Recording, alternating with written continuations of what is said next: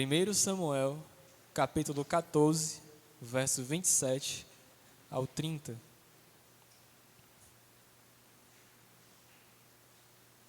Amém? O texto diz assim, meus irmãos. Verso 27. Jonatas, porém, não sabia do juramento que seu pai havia imposto ao exército, de modo que estendeu a ponta da vara que tinha na mão e a molhou no favo de mel. Quando comeu, seus olhos brilharam. Então um dos soldados lhe disse: seu pai impôs ao exército um juramento severo, dizendo: maldito seja todo o que comer hoje. Por isso os homens estão tão exaustos. Jonatas disse: meu pai trouxe desgraça para nós. Veja como meus olhos brilham desde que provei um pouco deste mel. Verso 30. Como teria sido bem melhor se os homens tivessem comido hoje um pouco do que tomaram dos seus inimigos. A matança de filisteus não teria sido ainda maior? Amém? Irmãos, essa noite nós meditaremos através das Escrituras no seguinte título: a liberdade da verdadeira fé. Amém? A liberdade da verdadeira fé. E como nós temos aprendido e guardado em nossos corações desde o começo dos nossos sermões no livro de 1 Samuel, o autor desse livro ele tem um tipo peculiar, ele tem um tipo próprio de escrever esse livro. Que tipo é esse? Ele escreve com sarcasmo. Ele é um autor sarcástico. E ele usa esse sarcasmo através de imagens, através de comparações, que vão se desenvolvendo e interagindo entre si ao longo da história que está sendo narrada nas páginas do livro de 1 Samuel. É comum, desde o começo, por exemplo, quem lembra da história de Elcana? Homem que tinha 2 esposas, uma se chamava Ana, Ana não tinha filhos, e Penina que tinha filhos. Ana, porém, buscou ao Senhor, pediu ao Senhor no seu momento de aflição, buscou socorro no Senhor e foi atendida, foi abençoada, foi ouvida, foi tratada pelo Senhor.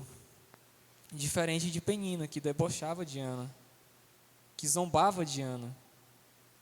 A própria imagem de Samuel, que desde muito novo já fazia contraste com os filhos de Eli, que já eram adultos. Ofni e Ofné já eram adultos. Enquanto eles se afundavam no seu próprio pecado, se prostituindo com as mulheres que serviam à porta da congregação, além de usurpar e subjugar todo o povo de Deus, ao ponto que a sua má fama chegou até os ouvidos do seu velho pai. Samuel já fazia contraste com esses homens quando Samuel ainda era criança, quando ele era novo, quando ele ainda era muito pequeno. Mas Samuel já ministrava perante o Senhor, crescia em estatura e em favor de Deus, enquanto aprendia com Eli. Sempre se manteve fiel, diferente dos próprios filhos de Eli. A imagem de Samuel já contrastava, já fazia contraste com a imagem dos filhos de Eli. Nessa parte da história em que chegamos, mais especificamente no capítulo 14, também está cheio de imagens, cheio de situações, ações e personagens que sempre estão em incompatibilidade ou inconformidade uns com os outros. Eles não são iguais, eles se distinguem entre si. É como se um fosse de uma cor e outro fosse de outra. É como se um tivesse uma função e outro tivesse outra função. Cada um deles são diferentes e cada um fazem oposto entre si. Temos uma nação com maior número de soldados para compor o seu exército e outra com poucos soldados. Uma nação fortemente armada, bem preparada, com muitos carros para guerrear, com muitos soldados que eram tidos como a areia do mar. Enquanto outra sem armas, sem poderio bélico, sem experiência no campo de batalha. Dentro desse jogo de opostos, encontramos as ações de Saul e Jonatas em meio à guerra. Neste capítulo, o pai foi estático. Ele não se moveu, ele não agiu, ele não tomou iniciativa. Ele estava sentado na sombra de uma árvore. Mesmo com um pequeno exército, rejeitou a palavra dada por Deus através de Samuel e levantou um profeta perante seus próprios critérios, a fim de tentar manipular a vontade de Deus através de rituais e objetos. Enquanto seu filho, Jonatas, agia bravamente, se tornava herói, ganhava batalhas, era considerado para toda a nação de Israel um exemplo, era bem visto, era um herói, trazia glórias para si e para a nação, dava um grande exemplo de quem realmente agia por fé e de fato merecia o reinado do seu povo. Quando a nação de Israel despreza Deus como sua autoridade, despreza a vontade de Deus e o senhorio de Deus sobre eles, faz com que mais uma vez o pecado continue a prover destruição, sofrimento e opressão na vida do povo de Deus. Mas agora não era mais um imperador ou rei de outras nações, e sim o próprio rei que a nação escolheu para si. A própria pessoa que eles escolheram para governar, proteger, suprir as suas necessidades, era a mesma pessoa que os fazia sofrer. Um homem piedoso que decide fazer um voto insensato, julgando receber a bênção de Deus por meio da sua própria manipulação. Uma pessoa que ao longo do enredo dessa história vai revelando sua profunda insensatez. Como disse o pastor Rafael, Saul era alguém que quanto mais pecava, mais resistente à vontade de Deus ficava. Quanto mais Saul praticava o pecado, quanto mais ele fazia escolhas ruins, quanto mais ele saía do caminho, mais ele se afundava no seu próprio pecado. Ele não conseguia mais sair. Ele não tinha mais a identidade desejada para um rei. A religiosidade de Saul não o aproximava de Deus, mas simplesmente o afastava cada vez mais para longe de uma vida piedosa e sincera diante de Deus. E por consequência, como todo legalista, ele impunha mais e mais peso, opressão sobre o povo de Deus. Quanto mais ele se afastava, quanto mais ele ficava distante de Deus, mais opressão ele lançava sobre o povo, mais dor ele causava naquele povo, mais sofrimento era gerido naquele meio. Os homens estavam angustiados, como diz o texto. Eles sofriam de exaustão, eles sofriam de fome, eles necessitavam de comida, eles estavam no campo de batalha. E isso se agravava por conta do juramento de jejum que o rei deles fez. Vemos então no verso 24 os efeitos do pecado ligados à insensatez de Saul. Vimos, através do sermão do domingo passado, que o pecado trouxe opressão sobre o povo, que estava a passar fome. Pois em sua insensatez, Saul achava que práticas e sacrifícios religiosos influenciariam mais a Deus do que um coração contrito, temente, obediente a Deus e propício a fazer a sua vontade, a fazer aquilo que era a vontade de Deus, do que ter uma vida piedosa, uma vida entregue para Deus, a vontade de Deus e não a dele. Ele não se arrepende, não reconhece que somente a misericórdia, a bondade, a compaixão de Deus poderiam resgatá-lo. Toda a confiança de Saul, tudo aquilo que ele cria, estava dentro daquilo que ele poderia fazer ou conseguir de Deus, através dos seus próprios meios. A confiança dele não estava mais em Deus, mas naquilo que ele poderia fazer, naquilo que ele possuía. E que isso seria melhor para o povo do que e mais agradável a Deus do que a própria vontade de Deus. O voto de Saul, o sacerdote que estava com ele, as coisas que ele tinha em mente eram para ele melhores do que a própria vontade de Deus. Era para ele mais certo do que crer em Deus.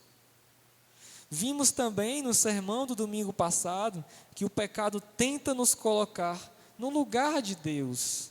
Os juramentos naquele período eram acordos feitos de homem para outro homem, ou entre Deus para os homens, nunca dos homens para Deus. Então, ao tomar a iniciativa de fazer um juramento com Deus, Saul se coloca no mesmo patamar de Deus. O pecado de Saul já tinha cegado ele. Ele se achava no mesmo nível, no mesmo patamar que Deus. Ele achava que poderia controlar Deus, que poderia mover Deus a fazer a vontade dele. Além de fazer um juramento sem fundamentos e sem sentido algum naquela ocasião que o povo estava passando. Saul se coloca no mesmo lugar que Deus. Ele próprio alega a punição para aqueles que quebrassem o seu juramento. O próprio Saul apontou a punição que seria dada para quem quebrasse o juramento. Saul se colocava no patamar de Deus. Era o efeito do pecado na vida dele. Talvez cercado de poder, de servos, de soldados ali com ele, com seu filho conquistando batalhas. Talvez seu pecado fez com que algo subisse à sua cabeça e que ele se enxergasse maior do que ele realmente era, ao ponto de se colocar no lugar de Deus. Vimos também que as consequências desses atos pecaminosos é que o pecado coloca a vida do homem sob maldição. Uma maldição que nos prende, que suga nossas forças e que suga as forças e recursos daquelas pessoas. E toma a vida e faz com que aquelas pessoas vivessem em frustração, em desespero. Da mesma forma, vimos que o pecado também pode agir na vida das pessoas, trazendo angústia, trazendo desespero, escravizando elas em todas as esferas das suas vidas. Seja na família, no trabalho, vimos no sermão passado que a influência do pecado também pode afetar essas áreas. Somente Deus nos traria a verdadeira liberdade e paz. Somente Ele pode salvar e dar esperança de vida e vida eterna, vida em abundância. Portanto, irmãos, tendo recordado o que aprendemos no domingo passado, agora vamos para o primeiro ponto do sermão dessa noite, que a verdadeira fé nos faz livres. A verdadeira fé nos faz livres. Jonatas era alguém livre em Deus. Em todo o capítulo 14, podemos ver diversas de suas ações em meio à guerra, que sempre foram movidas por fé, que eu posso dizer aqui, cega e lógica. Por que eu quero dizer isso? Porque a fé dele era uma fé racional. Ao mesmo tempo que para os outros poderia não fazer sentido, poderia ser loucura, e somente ele e seu escudeiro enfrentaram uma guarnição, ao mesmo tempo era racional, porque ele tinha certeza, ele cria em Deus. Ele cria que o seu Deus era maior do que qualquer dificuldade, do que qualquer exército, do que qualquer soldado. Ele sabia que o seu Deus o faria perseverar. Ele sabia que o seu Deus prevaleceria. Ele sabia que era o seu Deus quem ganharia a guerra. Jonatas tinha fé em Deus e não nas suas obras. Jonatas tinha fé em Deus e não naquilo que ele podia fazer. Pois ao mesmo tempo que lutar contra os inimigos de Israel, por maiores, melhores e mais numerosos que eles fossem, ele tinha fé que Deus era maior que todos eles. Mas no verso 27 podemos ver que ele não conhecia o juramento insensato feito por seu pai. Jonatas não conhecia, não sabia o que seu pai havia feito. Tal ocasião ou tal fato pode nos mostrar que esse juramento estava bem distante da realidade que eles estavam, que era uma guerra, como que uma batalha, que várias pessoas estão travando durante um período de tempo. Eles vão ficar sem comer, vão ficar sem se alimentar, vão ficar sem suprir suas forças. Ou que no período em que esse juramento foi feito, Jonatas não estava ali. Jonatas não tinha sido, um pouco antes, Jonatas não tinha sido contado com o exército de Saul. Ele e seu escudeiro tinham saído sozinhos, sem avisar, para enfrentar uma guarnição. Mas o fato dele apenas desconhecer o decreto, sendo um grande guerreiro, sendo um grande lutador, sendo um grande soldado, sendo praticamente um herói para aquela nação, alguém bem preparado e vencedor de grandes batalhas, nos mostra o quão tolo, o quão absurdo, o quão distante da realidade foi o juramento do seu pai. Ao negar as necessidades básicas de suprimentos e mantimentos ao seu exército, além de uma tentativa religiosamente legalista de se manipular a Deus, uma religiosidade totalmente tendenciosa, de esperar com que Deus fizesse somente a sua vontade, mas não de fazer a vontade de Deus. Esse juramento, essa tentativa de Saul, poderia levar à morte dos seus soldados. Ele poderia fazer com que todos ali viessem a morrer. O ato de não comer era impróprio, estrategicamente. E falido espiritualmente, se o seu fim era unicamente obrigar Deus a fazer algo. O texto sequer nos informa se essa decisão, se esse juramento foi tomado diante de um conselho, foi tomado com os anciãos, foi tomado até mesmo com o sacerdote. O texto praticamente mostra uma iniciativa, uma decisão de Saul e uma decisão infeliz, uma decisão insensata. Ele poderia ter buscado, poderia ter ouvido pessoas mais experientes, mais bem preparadas do que ele. Ou mesmo que não, ele poderia ter tomado essa decisão em comum acordo, mas não. Era a vontade dele que prevalecia. Era a autoridade de Saul que prevalecia. Era Saul se mostrando através do seu ego. Sendo assim, vemos também que foi algo que Saul havia imposto. Obrigado o seu exército a fazer. Obrigado o seu exército a aderir. As pessoas não tomaram essa decisão junto com Saul.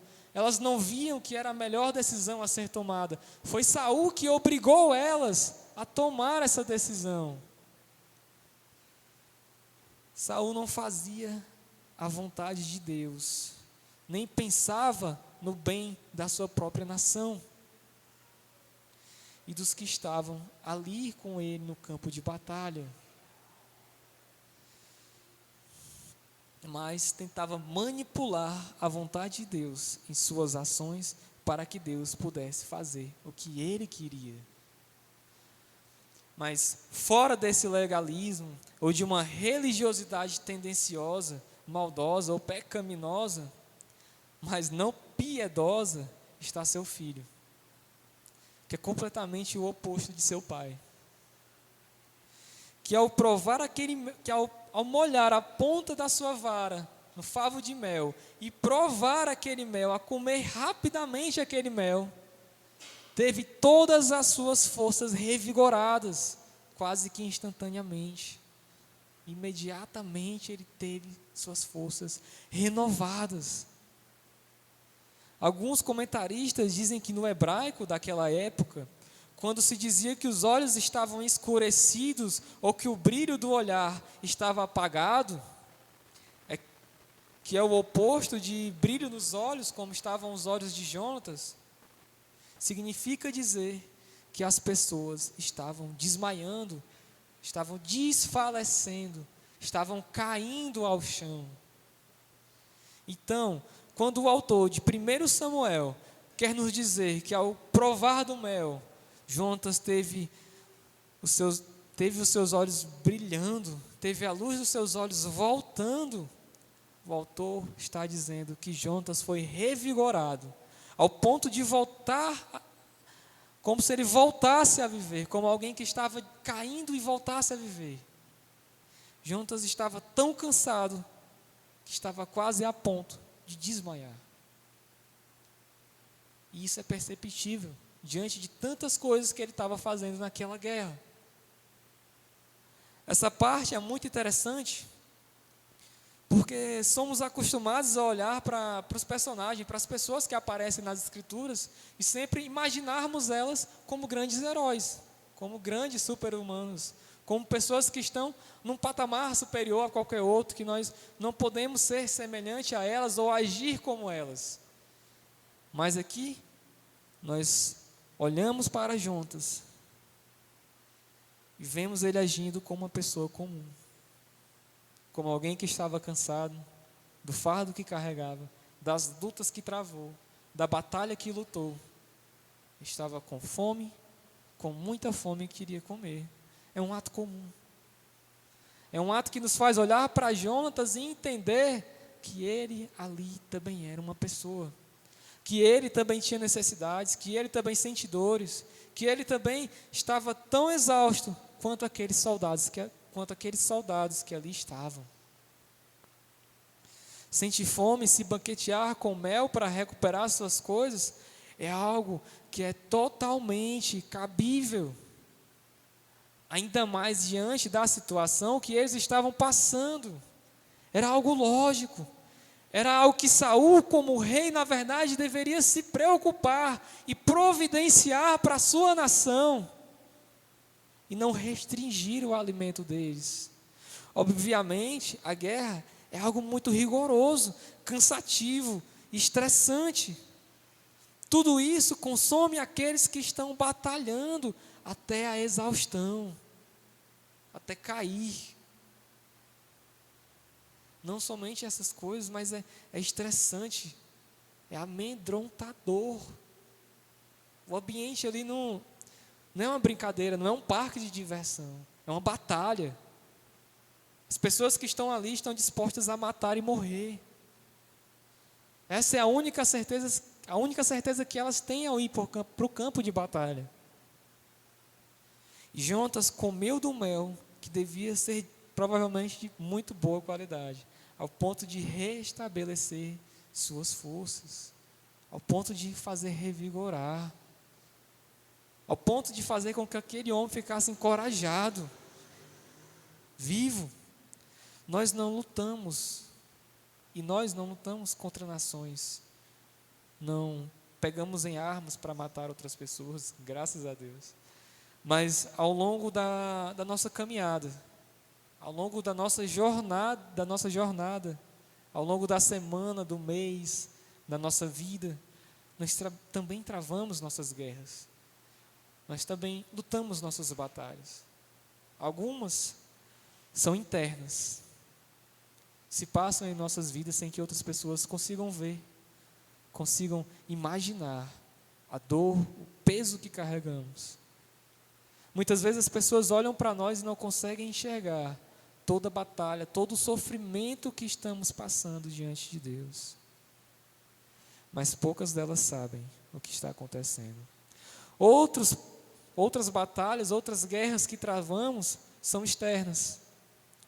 São feridas, são marcas, são cicatrizes, e nos fazem sofrer na pele a sua dor.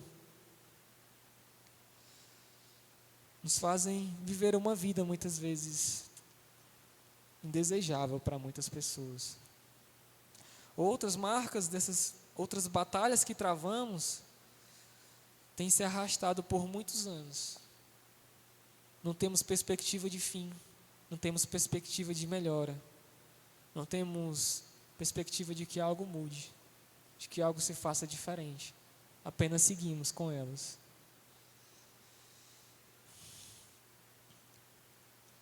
E eu me pergunto, de onde temos tirado o nosso alimento? O que tem revigorado as nossas baterias? O que tem nos feito acordar pela manhã com a certeza de que vamos travar mais uma batalha, mas para a glória de Deus? Nossas forças que nos fazem andar, ser livre do mal, que nos tem aprisionado. Onde nós tiramos elas? De onde nós a tiramos? Onde nós temos buscado essa força? Será que temos acreditado mais naquilo que nós podemos fazer, mais naquilo que nós somos capazes de fazer, do que na própria ação de Deus, do que na própria vontade de Deus, do que no próprio senhorio de Deus sobre as nossas vidas, para vencer, para lutar essas batalhas?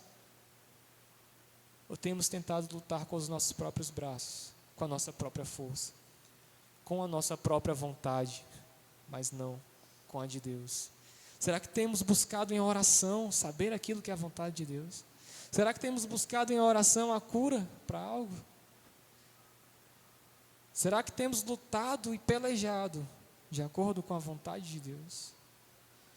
O mel que Jonatas comeu fez toda a diferença para ele. Revigorou e deu aspecto de quem voltava a viver depois de todos os desgastes da batalha. Nós também precisamos nos alimentar. Nós precisamos nos revigorar e viver livres de tudo aquilo que tem sugado nossas forças e nos feito viver como quem já está morto. Nós precisamos crer, nós precisamos ser livres na nossa fé em Deus. É preciso fazer isso em Deus. É preciso fazer isso com Deus. É preciso fazer isso por Deus e não com métodos e meios humanos. Nos alimentar na sua palavra, que é algo prazeroso para aqueles que estão santificados e crucificados juntos de Cristo.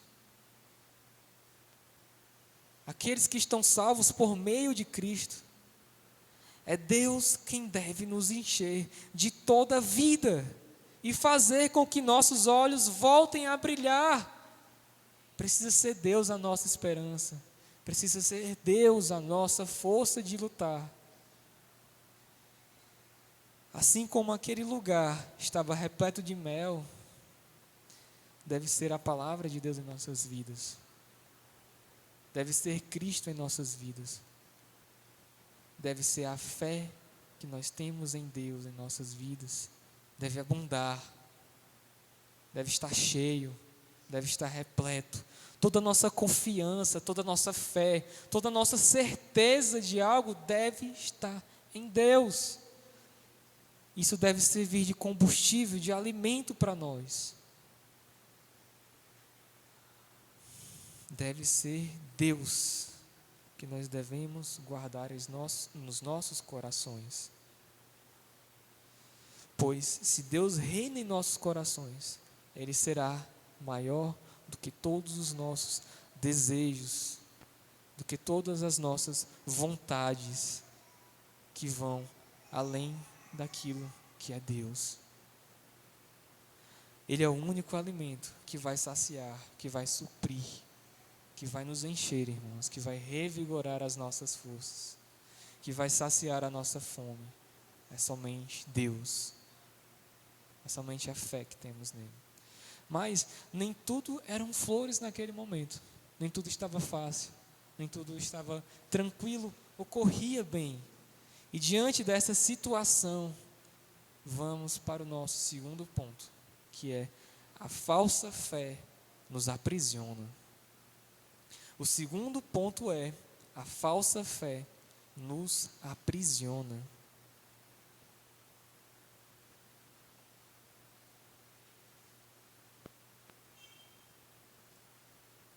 No verso 27, eu gostaria de ler com os irmãos. No verso 27, ainda Jonas desconhecia o juramento imposto por seu pai. E por um breve momento desfrutou, ou se deliciou na liberdade que ele possuía no Deus que ele acreditava, restabelecendo suas forças enquanto comia e se alimentava com aquele mel. Tão logo, no verso 28, que eu gostaria de ler mais uma vez com os irmãos, diz o seguinte: então um dos soldados lhe disse: seu pai impôs ao exército um juramento severo, dizendo: maldito seja todo o que comer hoje, por isso os homens estão exaustos. Tão logo passa o verso 27, chegamos no 28, Jonas recebe a notícia da insensatez do juramento que seu pai impôs à força, obrigando todo o seu povo, todo o seu exército, que já estava desgastado pela batalha, já estava cansado, sofrendo, e ainda impôs uma punição de morte para todo aquele que comesse e desobedecesse, não a Deus, mas ao juramento do rei diante de Deus. O juramento não era tão pesado e tão insuportável. O juramento era pesado e insuportável diante da situação que os homens de Israel estavam. Ao ponto de, quando chegamos no verso 28, um dos soldados classifica esse juramento como severo. Irmãos, naquele momento, para alguns pode ser até considerado um ato de rebeldia. Dizer para o filho do rei que o seu pai fez um julgamento severo, pesado, difícil. Mas eles estavam tão cansados, tão desgastados, ao ponto que naquele momento ele classifica o julgamento como algo severo. Aqueles homens não estavam na melhor das situações. Eles vinham de acontecimentos cansativos e desgastantes. O cansaço e a fome são naturais em uma batalha, em uma guerra. E é por conta disso que não pode faltar planejamento e alimento para suprir todas as necessidades daquele exército. Meus irmãos, essa é uma das maiores preocupações, é uma das maiores prioridades. É a forma como aquele exército vai ser suprido, vai receber alimento e cuidado. E exatamente isso estava sendo vetado por Saul. Exatamente isso estava sendo proibido por Saul. Se você for estudar um pouco de história, você vai ver que uma das prioridades em uma guerra é a forma como o alimento vai chegar aos soldados. É a forma como aquelas pessoas vão se alimentar e revigorar suas forças para voltar para a batalha, para voltar a lutar, para voltar a guerrear. O próprio soldado condena o juramento de Saul como causa de exaustão, dos homens, como causa de pesar, de sofrimento. É o que eles estavam fazendo com desgosto, é o que eles não queriam para si. Imagine agora que não somente eles estavam com muita fome, mas que o local onde eles estavam estava repleto de comida para eles. E eles não podiam comer. Eles não podiam tocar em nada. Como se você tivesse com muita fome, depois de treinar bastante, depois de correr bastante, e alguém colocasse um prato de comida na sua frente e dissesse: você não pode comer. Ou muito mais que isso, digamos que você tenha lutado por várias horas para salvar a sua vida, e agora você quer receber os cuidados, você quer restabelecer suas forças, e o local onde você está tem condição para isso, mas você não pode. Então, eles já estavam exaustos por conta do esforço feito, estavam com muita fome, e eles ainda estavam sendo pressionados mentalmente para não comer nada do que estava à sua volta, nem do que tinha do outro exército filisteu, e nem daquilo que a terra oferecia para eles. Eles não podiam comer, eles não podiam se banquetear. E para completar, eles estavam vendo o seu herói de guerra, a partir de agora, ser condenado pelo juramento do seu próprio pai, pelo juramento do rei de toda a nação. O seu herói, aquela pessoa que eles tinham como exemplo, como imagem, como referencial diante da batalha, estava sendo condenado por fazer algo que todos que estavam ali também queriam fazer, que todos que estavam ali concordavam que era natural, que era bom, que era agradável. O juramento de Saul estava atuando como uma prisão, que aos poucos ia sugando, sufocando, minando, matando todo o seu exército, diante das necessidades, diante do sofrimento e do peso que eles tinham que carregar. Notem comigo que não importa, digamos, na nossa realidade, não importa que atividade física nós viemos a fazer, se nós não nos alimentarmos bem, se não repousarmos, se não tivermos um descanso físico e mental para repor as energias, nós ficamos exaustos. Eu lembro de um período da minha vida que eu treinava Muay Thai. E geralmente os outros lutadores que eram pequenininhos assim como eu, eles perdiam muito peso mesmo antes da luta, para poder lutar contra um adversário mais fraco. Então eles se desgastavam muito. Tinha amigos meus que na semana eles corriam praticamente 8 quilômetros por dia, faziam restrições alimentares, perdiam muito líquido para poder na luta eles estarem no peso, para poderem bater o peso. Mas depois daquela luta, depois de enfrentar seu adversário, eles precisavam repor todas as suas energias. Eles precisavam repor tudo aquilo que eles tinham gastado. E a imagem do desgaste, a imagem do cansaço, era evidente no rosto deles. Era algo necessário, era algo que eles precisavam. Imagine para aqueles homens, que eles não estavam simplesmente treinando ou lutando contra uma só pessoa, mas que estavam na guerra, no campo de batalha, passando fome, sem parar de perseguir o inimigo, sem parar de lutar, mas sem poder parar para comer, sem poder parar para restabelecer suas energias, para repor suas energias, por conta do juramento do seu rei, por conta do juramento de alguém que deveria cuidar deles, que deveria se dispor a eles. Semelhantemente, somos nós, quando tomamos decisões que afetam as pessoas que estão à nossa volta, porque pensamos somente em nós e não nos outros. E assim nós aprisionamos ou fazemos sofrer outras pessoas quais nós somos responsáveis. E muitas vezes nós mesmos nos aprisionamos no nosso próprio pecado, na nossa própria vontade. Nós podemos até agir como Caim, quando Deus perguntou onde estava seu irmão. E ele questionou: será eu responsável pelo meu irmão?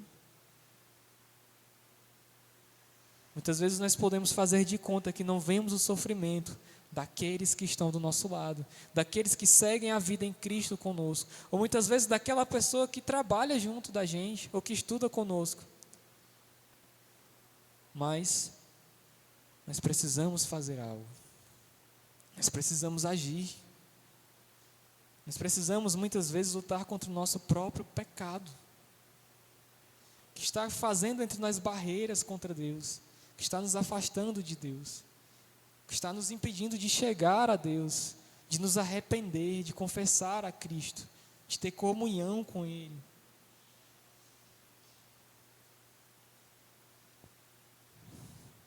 Onde quer que sejamos, irmãos, somos referência. Muitas vezes somos imagem de Deus para outras pessoas. Nós refletimos a imagem de Cristo. Nós somos pessoas que queremos nos definir, nos chamar como cristãos, mas muitas vezes não agimos de igual modo. Muitas vezes agimos com pecado, ou muitas vezes fazemos as pessoas sofrerem por conta do nosso pecado. E não existe um espaço sequer das nossas vidas que não envolva outras pessoas. Família, emprego, escola, faculdade, futebol, qualquer lugar que você vai, igreja, todos os lugares, você convive com outras pessoas. E por conta disso, que não podemos agir unicamente pensando em nós, na nossa vontade, nos nossos prazeres, nas nossas necessidades e naquilo que nós achamos que é certo, mas também precisamos agir pensando no bem do próximo, para libertar ele de toda dor e sofrimento que ele está passando, para acolher aquelas pessoas diante da angústia. Muitas vezes podemos colocar fardos na vida de outras pessoas, que nem nós mesmos seríamos capazes de suportar, assim como Saul estava fazendo. Podemos fazer muitas críticas e não agir de acordo. Podemos exigir muito de certas pessoas, embora não venhamos a entregar o suficiente ou o equivalente àquilo que nós exigimos delas. Podemos falar e falar somente de nós, daquilo que nós achamos que somos, mas nós não somos capazes de escutar as outras pessoas. Somos capazes de exigir, mas não somos capazes de estender a mão para socorrer. E se nós agirmos desse modo, podemos ser chamados de qualquer coisa, menos de cristão. Não podemos nos comparar, não podemos dizer que seguimos, ou que buscamos ser semelhante ao Deus que se sacrificou numa cruz, para a glória de seu Pai e em favor de outras pessoas. Pois estamos aprisionando as outras em nossas próprias vontades, nosso próprio egoísmo, nosso próprio pecado, mas não na vontade de Deus. Não somos capazes de falar da vontade de Deus, agir como Deus queria que nós viéssemos a agir. E isso é pecaminoso. Isso é errado. Nós precisamos mudar. Nós precisamos agir diferente. Seguindo essa perspectiva, agora nós vamos para o nosso terceiro ponto, que é: a falsa fé traz desgraça para nós. A falsa fé traz desgraça para nós. Por conta de todo esse peso que Saul colocou sobre o povo, e que Jonatas agora, por conta de todo esse peso que Saul colocava sobre o povo, é que Jonatas agora é alguém que o autor atribui conscientemente a imagem de quem vive e luta numa verdadeira fé em Deus. Se o seu pai, que era o rei, que era o governante daquela nação, buscava meios para legitimar a sua vontade ou para manipular a Deus, Jonatas unicamente agia por fé. Era livre no Deus que ele acreditava. Mostra a diferença do juramento de seu pai. O próprio Jonatas não vê benefícios nele. Há somente estrago, há somente percas. Que esse juramento, que essa restrição alimentar, que esse jejum poderia causar para todo o exército. Ele sentia no seu corpo o resultado de ter se alimentado de mel. Jonatas estava revigorado, se sentia vívido e disposto, ao ponto de seus olhos se encherem de luz, de seus olhos brilharem. É por conta disso que ele subitamente chega à conclusão de que o voto de seu pai era estúpido e insensato e tolo, de que o voto do seu pai estaria trazendo prejuízo para todos aqueles homens. Queria convidar os irmãos para ler mais uma vez o verso 29 e 30, que diz assim: Jonatas disse: meu pai trouxe desgraça para nós. Veja como meus olhos brilham, desde que provei um pouco deste mel. Como teria sido bem melhor se os homens tivessem comido hoje um pouco do que tomaram dos seus inimigos. A matança de filisteus não teria sido ainda maior? Necessário lembrar, irmãos, que estamos falando de um contexto de guerra, e que o objetivo ali, de fato, era ganhar a guerra, e para ganhar a guerra era preciso matar. E para lutar, para fazer algo, eles precisariam estar com suas forças, com suas energias restabelecidas. Eles precisariam estar descansando para voltar a batalhar, ou pelo menos se alimentar para restabelecer suas forças. Pois uma das marcas de um verdadeiro... E Jonatas reconhece isso, porque uma das marcas de um verdadeiro líder é saber quando e como agir antecipadamente.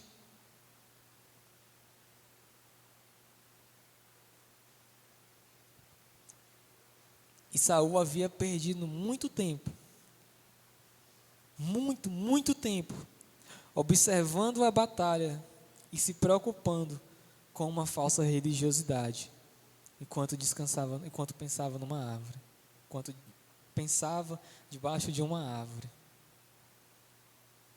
É por isso que as palavras que Jonatas diz são boas e verdadeiras. Foi sincero e veio daquilo que ele mesmo estava vivendo. Jonatas, muito mais que seu pai, estava cansado e abatido das batalhas daquela guerra. Pois ele se sacrificava, ele pagava o preço para que aquela nação pudesse vencer. Ele dava a cara a tapa, ele ia à luta, mesmo que ela fosse difícil. Para ele, Saul teria trazido desgraça para Israel. Tal decisão é desvantagem diante do contexto que eles estavam vivendo e não teria resultado algum em campo de batalha, ou mesmo diante de Deus. Quem aqui poderia comprar a Deus? Ou exigir que Deus fizesse a sua vontade? Mas nem sempre a verdade prevalece no final. Jonatas sabia que se ele tivesse comido do mel, o resultado daquela guerra poderia ter sido bem maior. Sem um voto cheio de religiosidade, tendenciosa, pecaminosa de seu pai, a vitória poderia ser ainda maior. As percas de Israel poderiam ser menores. O tempo ali em batalha poderia ter sido menor. O sofrimento daqueles homens poderia ter sido menor. Mas podemos ter certeza de que ninguém lhe deu ouvidos. Por mais exaustos, por mais cansados que aqueles homens estivessem, o temor a Saul e o juramento que Saul fez a Yahvé venceria o bom senso. E não se engane, toda espécie de ideia tola, absurda, exagerada, pragmática, pecaminosa, se tornam dogmas e verdades dentro de muitas igrejas, dentro de muitos ambientes que se dizem cristãos. Basta olhar ao nosso redor.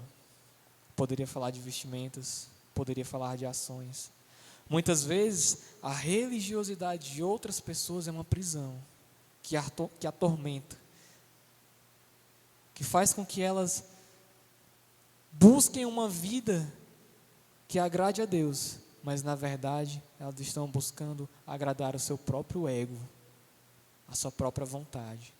Elas estão buscando naquilo que elas fazem glória para si, mas não fazer a vontade de Deus que glorifica a Deus. Às vezes, algo pode até parecer bom e ser uma boa coisa a fazer, como um voto que incentiva uma boa ação. Então, pode até ser algo que se leve a sério. Mas quando alguém adiciona um fardo muito grande na vida de outras pessoas, principalmente daqueles que ousam quebrar tal voto, ao ponto de serem sacrificados, então a fé religiosa torna-se negativa, torna-se falsa, se torna uma desgraça na vida daqueles que ali estão. E não se engane, pois existe muitos locais que agora estão repletos de legalismo, está repleto de peso e prisão sobre a vida de pessoas. As atrocidades ainda maiores, e essas atrocidades ainda maiores ocorrem porque existem líderes que pressionam e impõem cargas pesadas demais na vida das pessoas que estão na sua igreja, na vida das pessoas que o servem e das pessoas que servem a Deus ali com Ele e que o cercam. Mas isso não se restringe apenas ao ambiente eclesiástico também. Isso não se restringe unicamente à igreja. Onde vamos, onde nós estamos, nós também podemos agir insensatamente e trazer desgraça para a vida das pessoas e para a nossa própria vida. Nós também precisamos ser assim como Jonas, cuidadosos uns com os outros. Quando Jonas diz, olhe, meus olhos brilharam, ele está querendo chamar a atenção daqueles homens para algo que provavelmente seria bom e benéfico, algo que traria vantagens para eles. Mas todos ali estavam aprisionados ao juramento de Saul. Nós deveríamos ser preocupados com a imagem e atos que temos feito para outras pessoas e diante de outras pessoas. Porque em determinada ocasião nós podemos ser o exemplo daquelas pessoas. Pode ser o nosso trabalho, pode ser para quem é pai, você é o exemplo do seu filho. Pode ser nas nossas escolas. Nós precisamos se preocupar com aquilo que temos feito, com a forma como agimos. Então, será que nossos atos são benéficos aos outros? Será que eles têm trazido liberdade? Ou que eles têm aprisionado? Tem sido uma desgraça? Será que eles glorificam a Deus? Ou buscam muito mais nos mostrar para que nós venhamos receber glória e não Deus. Nossa religiosidade também pode ser uma religiosidade mascarada, falsa, enganosa, buscando muito mais fazer aquilo que queremos do que a vontade de Deus. Meus irmãos, o legalismo ou uma falsa religiosidade é desgraça, é morte, é prisão para a nossa caminhada espiritual e para as batalhas que enfrentamos em nossas vidas. Quando olhamos para o juramento de Saul, ele parece justificável. Por incrível que pareça, nós somos tendenciosos até aqui. Nós olhamos para Jonatas e sabemos que ele é o certo, que Jonatas é o de Deus. E olhamos para Saul e condenamos ele. Mas muitas vezes no nosso dia a dia, nos nossos atos, nós agimos como Saul. Nós achamos que podemos justificar os nossos pecados. Nós achamos que podemos justificar as nossas ações. Pense comigo, Saul poderia justificar seu erro. Poderia dizer que se os homens não parassem para comer, para descansar, a guerra terminaria mais rápido. Ou em outros contextos, quando o povo de Israel tomou coisas de um povo estrangeiro para si, foi condenável diante de Deus. Saul poderia aqui ser autopiedoso e dizer: não estou errado. Por mais que vocês estejam cansados e sobrecarregados, eu estou certo. Mas o perigo está aqui. Estamos cegos pelo nosso próprio pecado. Estamos aprisionados pelo nosso próprio pecado. Nossa piedade legalista é levada a tal ponto de não enxergarmos os fardos que temos colocado sobre os outros, principalmente daqueles que nos cercam, e principalmente daqueles que estão mais próximos de nós e nos amam. São os que mais sofrem com os nossos votos, com os nossos juramentos, com as nossas doutrinas e práticas meramente humanas, que vêm do nosso pecado, mas não da palavra de Deus. Então, irmãos, que nós venhamos a descansar em Cristo e na sua segurança, pois somente Ele tem poder para nos salvar e libertar das nossas transgressões. Amém?